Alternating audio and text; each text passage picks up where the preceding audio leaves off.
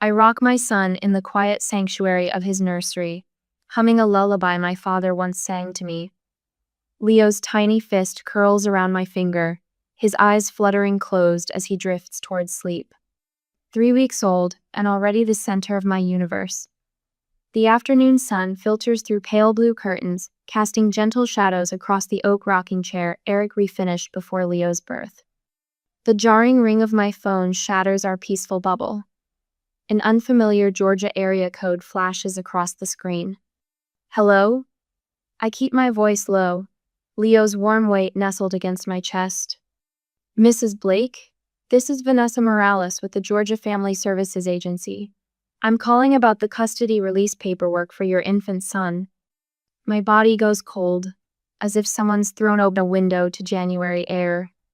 Excuse me? What paperwork? The temporary guardianship filing. We need to verify a few inconsistencies before proceeding with the adoption petition. The words hang in the air, disconnected from reality. Adoption petition. My arms tighten instinctively around Leo. The room tilts slightly. There must be some mistake. My son isn't up for adoption. My voice sounds far away, hollow. According to our records, your mother filed for temporary guardianship last week, claiming you had consented to placement proceedings. The floor seems to drop away beneath me. My mother. Patricia. The woman who kissed my forehead in the hospital, who held Leo and whispered how perfect he was. That's impossible. I never... The words stick in my throat as Eric appears in the doorway, his smile fading instantly when he sees my face. Mrs. Blake, we grew concerned when reviewing the documentation. Some signatures didn't align, and the timeline seemed rushed. Standard protocol requires direct confirmation with birth parents. Eric crosses the room in 3 strides, dropping to one knee beside us. His hand covers mine where it cradles Leo's head. What is it? He mouths. I can't speak. Can barely breathe. Someone has applied to adopt our son, I finally whisper, the words burning my throat. Eric's face drains of color. The woman continues, her professional tone never wavering. The paperwork claims both parents are mentally unfit to care for the infant. There are psychological evaluations attached that we found. Concerning. A sharp pain spirals through my chest. Leo stirs against me, sensing the sudden tension in my body. Who? Eric demands, reaching for the phone. I release it willingly, my fingers suddenly numb. His warm palm against mine grounds me as the room spins. This is Eric Blake. Who exactly submitted this paperwork? His voice is tight, controlled rage vibrating beneath each word. I watch his expression darken as he listens, jaw muscle twitching. When he speaks again, his voice has dropped dangerously low. My mother-in-law has no legal right to our child. Whatever documents you have were submitted fraudulently. A pause. Yes, that's correct. We'll cooperate fully with your investigation. As Eric handles the call, my mind reels backward 4 months, searching for warnings I missed. The memory rises with perfect clarity. My mother's living room, late February, dust motes floating in afternoon sun. The antique coffee table between us, cluttered with bridal magazines for my sister's upcoming wedding. I'm pregnant, I announced, unable to contain my smile any longer. Due in August. I'd rehearsed this moment for weeks. Imagined her joyful tears, her arms around me. Instead, her smile tightened into something calculated, her eyes cooling as they assessed me. Oh, she said simply. Then, have you told anyone else yet?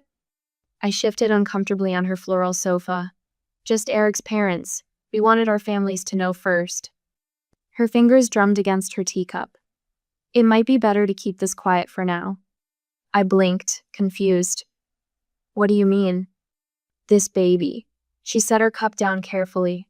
It's going to take attention away from Brielle's wedding. My hand moved instinctively to cover my barely showing stomach. The protective gesture wasn't lost on her. People love babies, Caroline, she continued, her voice gentle but firm. They forget the bride. Eric's voice pulls me back to the present as he ends the call. They're investigating. The agency got suspicious when dates didn't align. I stare down at Leo, his rosebud mouth slightly open in sleep, oblivious to the storm surrounding him. A fierce, primal surge of protection floods my veins. She tried to give away our son. The words feel foreign on my tongue. Impossible. Eric's arm encircles us both. She filed paperwork claiming we're mentally unfit parents, used forged signatures. Why would she? But I can't finish the question. Can't make sense of it. That night, long after Eric falls into troubled sleep, I sit in the nursery rocking chair, watching Leo's chest rise and fall in his crib. The moonlight catches on the silver picture frame on his dresser, me father on his last fishing trip, smiling despite the cancer that would take him months later. What else has she done that I don't know about? I whisper into the darkness. The question hangs unanswered in the quiet room, alongside one even more disturbing. What kind of grandmother tries to give away her own grandchild? The dining room table has become a war room. Papers spread across the polished oak surface Eric refinished last summer, corners overlapping like fallen autumn leaves. I trace my finger over what's supposed to be my signature on the custody release form. My stomach twists. This isn't even close to my handwriting. The loops are too round, the T in Thompson crossed with a flourish I never use. She didn't even try to make it convincing. Eric stands behind me, hand on my shoulder. Look at this. He slides a document labeled Psychological Evaluation in front of me. Severe emotional instability exacerbated by postpartum hormonal fluctuations. His voice drops. Recommended immediate intervention to ensure infant safety. My fingers curl into fists. In the nursery, Leo sleeps peacefully in his crib, monitor glowing on the side table. The tightness in my chest makes it hard to breathe. How could she do this? I whisper. My own mother. Eric places another paper before me, printed emails between Patricia and Sunshine Family Adoptions, dating back 3 months. Before Leo was even born. She's been planning this since your second trimester, he says quietly. The phone rings, shattering the heavy silence. Brielle's name flashes on the screen. I hesitate, then answer on speaker. What the hell do you think you're doing? My sister's voice fills the room, sharp as glass. Mom's having a complete breakdown, she called me, sobbing. Do you know what she did, Brielle? I keep my voice steady. Did you know she forged documents to give away my son? A beat of silence, then. Maybe she was trying to help you. You're always so overwhelmed, Caroline. Every time I call, you sound exhausted. The room tilts slightly. You knew. The realization slams into me like a physical blow. You knew what she was planning. I didn't. She stops. Look, Mom was just concerned. You're not exactly mother material. You work constantly. You've been moody since Dad died. Eric takes the phone. Brielle, your mother committed fraud. She forged medical and legal documents. This isn't a family disagreement. Don't call again unless it's to apologize. He ends the call. My fingers tremble as I open the family photo album on my lap. The evidence was always there. Every Christmas, birthday, graduation, Brielle centered, beaming. Me at the edges, sometimes partially cropped out. Last year's Christmas card arrived without me in it at all. Just Patricia and bride-to-be Brielle in elegant script. I never wanted to see the pattern. A knock at the door pulls me from the album. Our neighbor Martha stands on the porch, retired family court judge and weekly bridge partner to my mother-in-law. She studies the documents with reading glasses perched on her nose, face growing stormier with each page. This is criminal forgery, dear. Martha's voice carries the quiet authority of her 30 years on the bench. Not just family drama. These falsified psychological evaluations alone. She removes her glasses. You need to contact the district attorney. An hour later, Eric's parents arrive unannounced, arms loaded with casserole dishes and determined expressions. His mother takes over the kitchen while his father rocks Leo, humming the same Johnny Cash songs he sang to Eric as a baby. Use our phone, his father says, nodding toward their cell on the counter, in case she's monitoring your calls. The lawyer speaks in careful, measured terms. We'll need documentation of everything: financial records, communications, visitors who can corroborate your mental state before and after birth. My phone buzzes with voicemails from Patricia. I play them on speaker. Caroline, sweetheart, this is all a misunderstanding. Please call me back. I was only trying to help. After everything I've done for you. Eric disappears into our home office, returning with a thick folder. His engineering precision shows in the neatly labeled tabs. Financial records, he says, opening to the first section. Every payment you've made to your mother since your father died. $1,200 monthly for 5 years. I stare at the total. $72,000. Money we could have used for a house down payment, for Leo's college fund. There's more. He flips to another tab. Your mother's been making payments to Golden Oaks Resort. $35,000 for Riel's wedding venue. The room goes silent. My mother-in-law stops stirring whatever's on the stove. Martha sets down her teacup with a sharp clink. She was trying to give away my child to pay for Brielle's wedding. The words hang in the air, impossible, yet undeniable. Later that night, after everyone leaves and Eric falls into restless sleep, I find myself in my father's study, the room I've kept exactly as he left it. His desk calendar's still open to the month he died, his reading glasses folded beside his favorite pen. In the bottom drawer, beneath fishing magazines and warranty cards, I find his last letter. The paper has yellowed slightly at the edges, his handwriting growing unsteady near the end. Promise me you'll keep the family together, Caroline. Your mother will need you. Tears fall onto his handwriting, smudging the ink. I trace my fingers over the words, feeling the indentations his pen made in the paper. For 5 years, I've honored that promise. Sent money I couldn't spare. Endured criticism and dismissal. Invited them to holidays despite the tension. I'd have kept that promise forever. But not at the cost of my son. In the quiet darkness, I open my laptop. The screen illuminates my face as I create a new spreadsheet. Meticulously, I document every cent given to Patricia since my father's death. Every text message pressuring me for more. Every false claim made about my mental health. Eric appears in the doorway, hair rumpled from sleep. Are you sure you want to do this? He asks gently. I look up at him, something hardening inside me. Something that feels like clarity. I made a promise to my father, I say, watching the numbers populate the spreadsheet. But I have a more important promise to my son. The doorbell rings, sharp and insistent. I freeze at the kitchen counter, Leo's bottle halfway to the warming bowl. Through the front window, I spot my mother's silver sedan parked at the curb. My stomach clenches. I'll get it, Eric says, squeezing my shoulder as he passes. Leo fusses in his bouncer, tiny hands flailing. I lift him, pressing his warm body against my shoulder. 3 weeks of sleepless nights have honed my instincts. I know when to retreat. Eric's voice carries from the entryway. This isn't a good time, Patricia. I need to speak with my daughter. Her voice breaks on the word daughter. The performance has begun. I step into the hallway, Leo secure in my arms. Patricia stands on our threshold, her mascara artfully smudged, tissue clutched in manicured fingers. The perfect picture of maternal distress. Caroline, please. Tears stream down her face. I was only trying to help. You seem so overwhelmed with the baby. Behind her, Mrs. Kaplan from across the street slows her dog walk to a crawl, ears practically swiveling in our direction. Help? The word tastes bitter on my tongue. By trying to give my son away? That's not your twisting everything. Her voice rises, calculated to carry.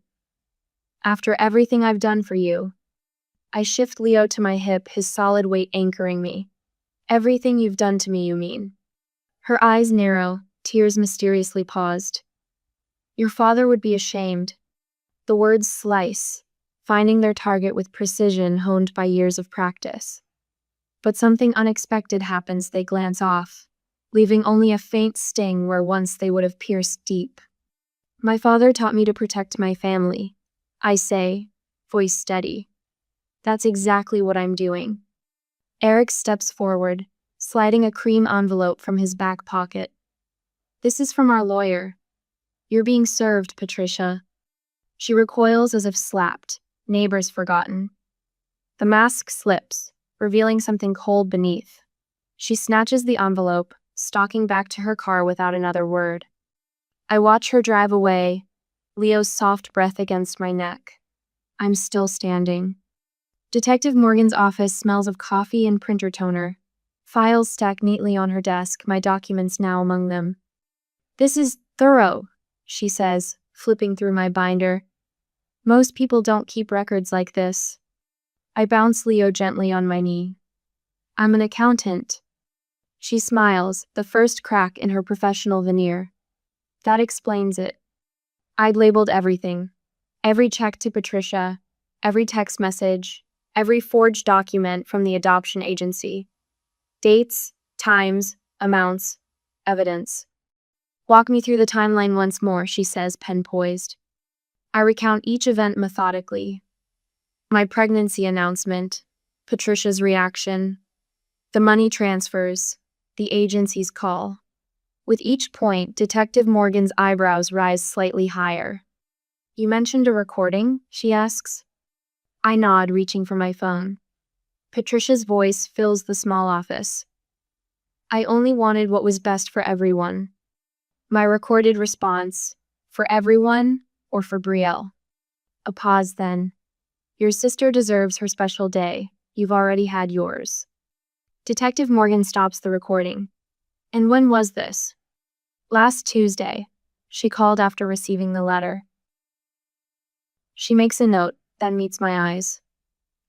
Mrs. Blake, we don't often see forgery cases with this level of documentation. The DA will be interested. I stroke Leo's downy head. What happens next? We built the case. Criminal charges are likely. She hesitates. Family cases can be messy. Are you prepared for that? For the first time, I smile. I've been cleaning up my mother's messes my whole life, detective. I'm ready to stop. The Sunday roast sits untouched on Eric's parents' dining table. Louise and Henry Blake exchange worried glances as the doorbell shatters our tense silence. I'll get it, Henry says, napkin dropping beside his plate. Eric's hand covers mine beneath the table as voices carry from the entry. Brielle's high-pitched demands cut through Henry's deeper tones. It's a family matter, she insists, heels clicking on hardwood. She appears in the doorway, designer purse clutched like a shield. Her eyes narrow at the domestic scene Leo in his portable seat, Sunday dinner interrupted. What are you doing? She demands, ignoring Eric's parents. Filing charges, are you insane? I set down my fork. Hello to you too, Brielle. This is destroying our family over a misunderstanding. Louise rises, moving protectively toward Leo. Perhaps we should take this conversation elsewhere. No, my voice surprises calm, certain. Say what you came to say, Brielle. My sister's perfect makeup can't hide the blotches rising on her neck. Mom called me crying. They're saying she could face jail time. For what? Trying to help when you were obviously in over your head? Help by giving my son away without my knowledge? You don't understand, Brielle's voice rises. Mom was going to help me pay for my wedding with that money. The silence that follows rings in my ears. Eric stiffens beside me. Louise gasps softly. Henry rises slowly from his chair. 6'2" of quiet dignity. You were going to sell your nephew for a party? Brielle falters, looking between us for allies and finding none. That's not. You're twisting everything. The adoption agency pays expenses. It's perfectly legal. Not when it's fraud. I say, standing. You've always been jealous of me, Brielle hisses. Now you're punishing Mom because you can't stand that my wedding will be bigger than yours was. The accusation hangs in the air. So absurd I almost laugh. Instead, I walk calmly to the door and hold it open. My son is not a transaction, Brielle. Get out. You can't. She can, Eric says, joining me. It's our home too. Brielle's face contorts. Mom was right about you. You'll regret this. The door closes on her threat. I lean against it, legs suddenly weak. Louise wraps her arms around me. You did right, Caroline. That kind of poison doesn't belong near your baby. Henry nods, one hand on Eric's shoulder. Family stands together. You three are not alone in this. I look around at their faces, me chosen family, and feel something settle in my chest. For the first time since that phone call 3 weeks ago, I stand straight-backed, certain. They wanted to take my son. Instead, they've given me my spine. I sign my name on the civil lawsuit with steady hands, the pen scratching against official paper. Exactly $35,000. Not a penny more, not a penny less. The precise sum I've given Patricia over 5 years since Dad died. You sure about this? Asks Marla, my lawyer, her gray-streaked bob swinging as she reviews the document. We could ask for punitive damages. This is enough. I cap the pen, feeling lighter than I have in weeks. I don't want her money. I want her to understand that actions have consequences. Marla's eyes crinkle at the corners. Most clients want blood. You just want accountability. Blood's messier, I say, watching as she slides the papers into a folder. And I've got enough laundry with a newborn. That afternoon, my phone dings with 4 text messages from my mother's friends. Word travels fast in Winston-Salem. The documents are public record now. The story of a grandmother trying to give away her grandson spreading like kudzu through church groups and neighborhood associations. Martha Harrington called. Eric says when he gets home, loosening his tie. Said she's praying for all of us, but especially for your mother. Thought you should know people are choosing sides. What did you tell her? That it's a private family matter being handled appropriately. He smiles, quoting the exact phrasing we practiced. Then I asked how her grandson's baseball season was going. Changed the subject real quick. I'm rocking Leo when my phone buzzes with Brielle's name. I don't answer, but moments later my social media notifications explode. She's posted a tearful selfie with a caption claiming I'm jealous of her wedding and punishing Mom for loving her. 3 mutual friends text screenshots, asking if I'm okay. She doesn't even mention Leo, I murmur to my sleeping son. Not once. 2 days later, Pastor Jim calls. Caroline, your mother made quite a confession at prayer group last night. About your vindictiveness, she's hurting. I watch Leo's tiny chest rise and fall. Did she confess to forging my signature? To trying to give away my child? The silence stretches across the line. I thought not, I say quietly. The wedding invitations arrive at my in-laws' house. We've already changed our address with the post office. My mother-in-law brings it over, face pinched with concern. Look at this, she says, pointing to the photo montage on the back. There's Patricia holding a newborn Leo, her face beaming with grandmotherly pride. I study the image. That was taken the day after he was born, before she tried to give him away. The calm in my voice surprises even me. Later that week, I'm at my desk when movement catches my eye. Through the window, I spot Brielle's red Audi pulling into our driveway. I text Eric quickly. She's here. His reply comes instantly. Don't open the door. Lawyer said no direct contact. The doorbell rings 3 times, then aggressive knocking follows. Caroline, I know you're in there. You need to call off the dogs. You're destroying our family. I stand just inside the door, Leo against my shoulder, bouncing him gently as he starts to fuss from the noise.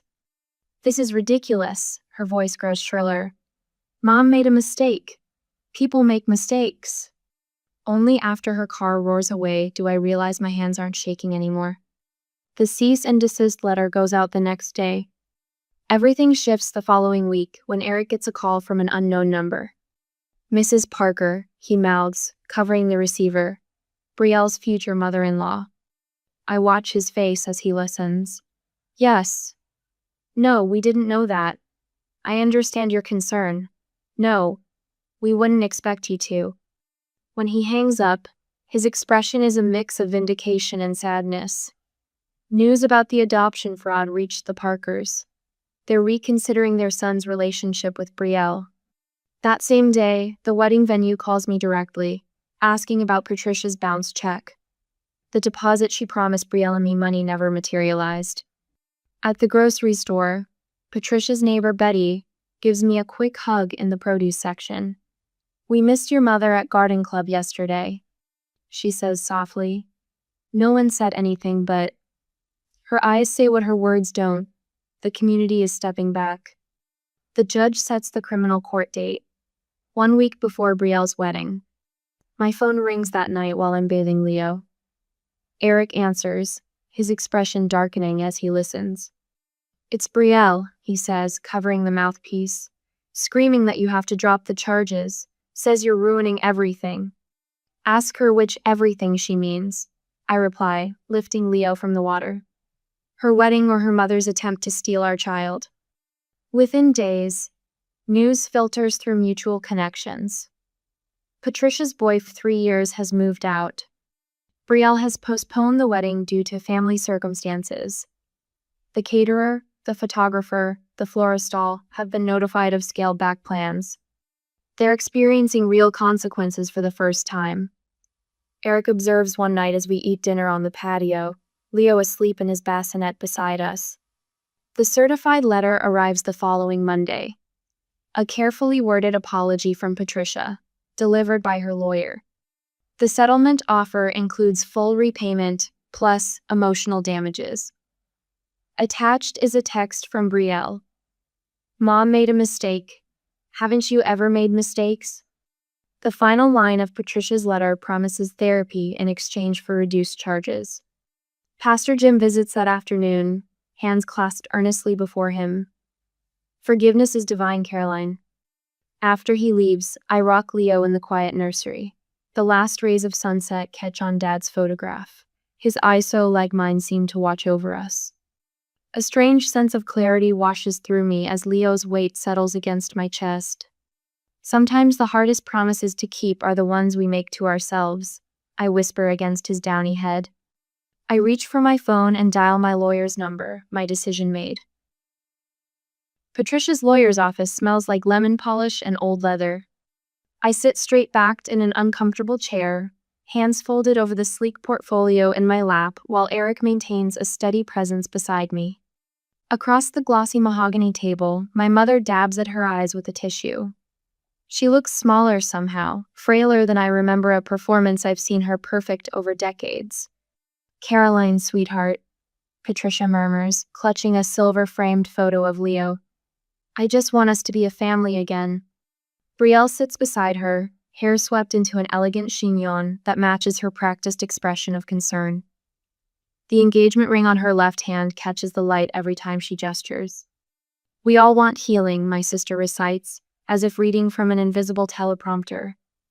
"Mom made a terrible mistake, but hasn't she suffered enough?" Patricia's lawyer, a silver-haired man with sympathetic eyes and an expensive suit, slides a document across the polished surface. "These settlement papers are straightforward," he explains. "Mrs. Blake will make financial restitution, and in exchange, Caroline will drop all criminal charges." He adjusts his glasses. "Everyone can move forward. Consider what's at stake." Brielle's fiancé chimes in, his arm draped possessively across her shoulders. "This could all go away today." Patricia leans forward, hands trembling. "I was only trying to help. A grandmother's love can be misguided sometimes." The room falls silent. 5 pairs of eyes fix on me, waiting, expectant. The weight of their stares presses against my skin. I draw a slow breath, feeling the steady rhythm of my heart. "I've listened to everything you've said." My voice sounds different in this room, clearer, steadier than I expected. I place my portfolio on the table and remove 3 folders, arranging them in a neat row. This first folder contains every financial transaction between us for the past 5 years, I explain, opening it to reveal color-coded spreadsheets. $35,000 total. Patricia's lawyer leans forward slightly. The second folder holds copies of the adoption papers with my forged signature. I touch the edge of the manila folder without opening it. The Georgia Family Services Forensic Document Examiner's report is attached. My mother's gaze drops to her hands. The third folder, I continue opening it carefully, contains your messages to the adoption agency. I remove a single printed mail and read aloud. The parents are unstable and don't want the child. That's what you wrote about us, Mom. Patricia's mouth tightens into a thin line. I pull out my phone and play a recorded conversation. Patricia's voice fills the room. Do you know how much money I've spent on Brielle's wedding? Caroline owes me this. Eric's hand finds mine under the table. I don't need a courtroom to know what happened. I close the third folder, but I will take this to court if necessary. I slide the settlement papers back across the table. These are my terms. Full repayment of every dollar I've given you. Mandatory therapy documented by monthly reports. And you accept criminal responsibility with no jail time, just probation. Patricia's face flushes. After everything I've done for you. I have Brielle's text message to you. Do whatever you need to just make sure my wedding happens. I tap the screen of my phone. And your browser history showing searches for how to claim grandparent rights dating back to my second trimester. The mask of maternal concern slips from Patricia's face, replaced by something harder, colder, something I've glimpsed all my life but never fully acknowledged. You've always been selfish, Brielle snaps, mask falling away just as quickly. Mom was right about you. Patricia's lawyer raises a hand to quiet my sister. He leans toward my mother, murmuring something I can't hear. After a moment, Patricia nods stiffly. I believe Mrs. Blake would be amenable to your terms, he says, turning to me. Shall we revise the agreement? 30 minutes later, Patricia signs the new settlement with a trembling hand. She doesn't look at me. I gather my folders and stand, Eric a solid presence at my side. Brielle follows us into the hallway. Caroline, wait, you can't just... I don't turn back. 2 weeks later, I stand on the courthouse steps, blinking in the bright spring sunshine. The judge's words still ring in my ears. The court accepts the plea agreement. No jail time for Patricia, but restitution in full. Mandatory psychological treatment, and most importantly, a 2-year no-contact order protecting Leo, Eric, and me. Eric waits at the bottom of the steps, Leo nestled against his chest in a baby carrier. My husband's smile, that gentle curve of lips I fell in love with years ago, breaks through the cloud that's hung over us for months. It's finally over, I whisper, descending the steps toward my family. The moving boxes fill our living room, labeled in my neat handwriting. Kitchen. Books. Linens. The realtor's sign planted in our front yard catches the afternoon light, sold gleams in bold red letters across it. Eric carries another box out to the truck while I wrap my father's fishing photo in bubble wrap. I pause, tracing the glass over his smiling face with my fingertip. Behind me in the reflection, I see myself eyes clearer now, shoulders no longer hunched with the weight of impossible promises. I kept my promise as long as I could, I whisper to his image. I hope you understand. Leo babbles from his playpen, reaching pudgy hands toward me. I tuck the wrapped frame carefully into a box marked Memories and go to lift my son into my arms. Some promises must be broken to keep the ones that truly matter. I plant the last rose bush in our garden, patting the soil firm around its tender roots. The mid-morning sun warms my back as I rock back on my heels, surveying the neat rows of perennials that edge our new home. Plants that will return year after year. Plants with staying power. Mama, Leo's voice carries through the open window. I turn to see him wobbling across our sun-drenched living room, arms outstretched toward Eric, who kneels 6 feet away with his phone raised. I'm getting it. Keep going, buddy, Eric calls, his voice thick with pride. I scramble to my feet, brushing dirt from my jeans as I hurry inside. Leo takes 3 more determined steps before tumbling into his father's waiting arms. My heart swells at their matching grins. Did you see that? Eric asks, his eyes bright with wonder. Every magnificent step, I say, throat tightening. These are the moments that make our fresh start worthwhile 60 miles and a world away from Patricia's manipulation. The new phone in my pocket buzzes. Unknown number. My thumb hovers over decline, a reflex developed since changing our contact information 3 months ago. But something makes me answer. Mrs. Blake, this is Dr. Hamilton's office. The voice is professional, clipped. We're calling to inform you that Patricia Blake has completed her court-mandated therapy program. My fingers don't tremble against the phone. My pulse doesn't race. Progress. I'm forwarding the formal assessment letter, the voice continues. Dr. Hamilton has noted significant progress in recognizing manipulative behaviors and boundary violations. Thank you for letting me know, I reply, my voice steady. After disconnecting, I find Eric watching me, Leo balanced on his hip. Patricia completed therapy, I explain, setting my phone face down on the counter. Are you going to respond? He keeps his tone neutral, respecting whatever choice I make. I look out at the garden I've just planted, the roots taking hold in new soil. Not yet, I say after a thoughtful pause. Maybe someday. And what did you learn from Caroline's experience? I ask the circle of women seated in the community center's back room. My therapy group for family estrangement has doubled in size since last month. A silver-haired grandmother dabs at her eyes. That I'm not alone. That sometimes setting boundaries isn't selfish, it's necessary. I nod, remembering my own therapy sessions, the breakthrough moment when I realized that honoring my father's memory didn't require sacrificing my son's security. Later that evening, we celebrate Leo's 2nd birthday. No extravagant party, just true friends around our backyard picnic table. Eric's parents bring a cake like a dump truck. Martha, our former neighbor who first recognized Patricia's actions as criminal, slips Leo a savings bond for college. Another deposit for the account that Patricia will never access. I snap a photo of the three of us, Eric, Leo, and me framed against the sunset. Our genuine smiles need no prompting. The grocery store fluorescent lights wash over Brielle's ex-fiancé as we stand awkwardly between produce and dairy. His cart half, mine nearly empty. The wedding's off. Permanently, he volunteers studying the floor tiles. Thought you should know. 6 months ago, this news would have stirred something vindication, perhaps, or at least curiosity. Now I feel only a calm indifference. I hope she finds what she's looking for, I say and mean it. I wheel my cart away, suddenly aware of the weight that's lifted from my shoulders. Not forgiveness, exactly. Liberation.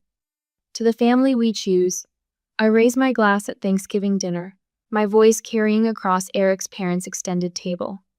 Faces beam back at mechanics who covered my workload during court dates, neighbors who left casseroles on our porch, even Vanessa Morales from the Georgia Family Services Agency, who spotted the inconsistencies in Patricia's paperwork. Blood ties these people together no more than ink binds words to paper. Yet here they sit, passing dishes and sharing laughter, creating something stronger than obligation. Home. More family coming tomorrow? Leo asks drowsily as I finish reading from the children's book. I've written a gentle story about a fox family that grows not through birth but through love. I smooth his hair back from his forehead. Yes, sweet boy. The kind of family that helps us grow stronger. After he falls asleep, I stand by his window, watching stars appear in the darkening sky. On Eric's wrist, my father's watch keeps time, a legacy preserved, transformed. I kept my promise to my father for as long as I could. But when I became a mother, I learned something new. My first promise now belongs to my son,